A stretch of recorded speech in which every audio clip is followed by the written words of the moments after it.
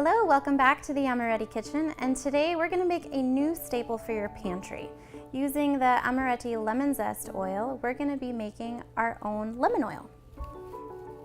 So I'm using a light olive oil. It does not have a strong flavor, so it lends itself really well to bring out the brightness of the Amoretti lemon zest oil. You can use canola oil, avocado oil, salad oil, grapeseed oil. If you enjoy the pepperiness of an olive oil, by all means, go ahead and do that as well. So once you've poured the oil into your jar, go ahead and pour the extract.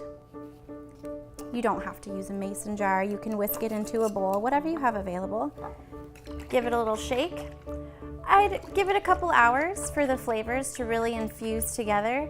And this makes a great oil to make any dressing that you choose. You can make an herb oil dipping sauce for bread. You can brush it over focaccia. You can drizzle it over grilled or roasted vegetables. It's absolutely delicious, very versatile. And once you make it and use it, you won't know how you lived without it. So I hope you enjoy this recipe. Thank you so much. Please subscribe to our channel and newsletter to stay updated on promos, discounts, and giveaways. See you next time.